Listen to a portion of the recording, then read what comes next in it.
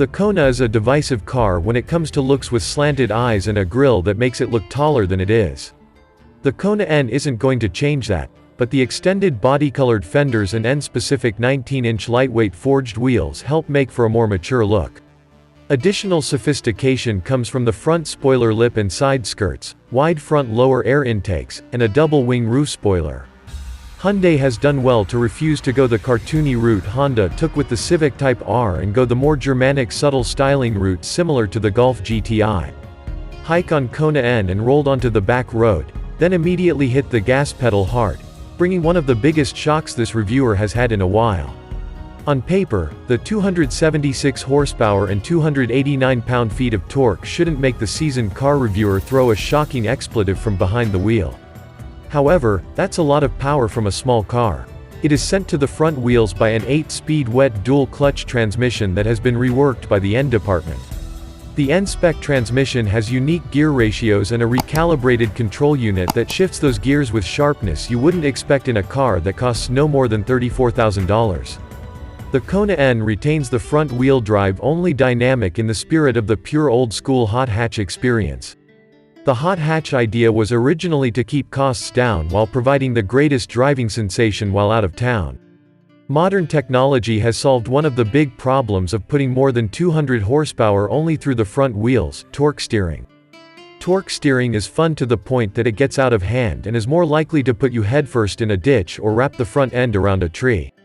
The Kona N squirms under acceleration, but the electronic limited slip differential and thorough approach to suspension tuning keep it to a minimum. The N suspension setup also helps the tire maximize its grip, and there's a ton of it available. And wasn't prepared to test exactly where the Kona N would lose grip on a public road lined with redwood trees, however, and wasn't afraid the car would dislodge when thrown and enjoy sharp turns and quiet rotations. In full N mode, it's not as serious as a BMW M car, but it's downright scruffy like an old BMW M. Think of a Golf GTI if it had an M badge. The suspension is tough in full N mode, the chassis is strengthened, it accelerates faster than the recommended numbers, and twists, turns, and grips like a hot hatch should. Except it has more ground clearance because the N division already owns the Veloster N and wants the Kona N to retain the features people want from a small crossover. Most of the interior is shared with the regular Kona, which is a good thing. This means good build quality and materials, high standard technology, and discrete storage space. Differences for the N version include added color accents, sports bucket seats, an adjustable N button on the M3 style steering wheel, a dedicated shift knob, and metal pedals. A 10-inch infotainment screen and digital gauge cluster will be standard. The latter has a new dynamic display for the N or a dedicated sport mode, mounts the tachometer in the center and changes colors.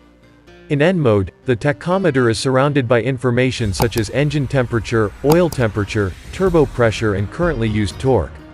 It's nothing anyone will notice when chuckling on the back road or shocking a much more expensive car on track days. That's what makes the Hyundai Kona N 2022 great. It's a great performance offering, looks more like a hot hatch than a speedy SUV, and meets all the concerns you might have about the wisdom of buying a Veloster N as your only car.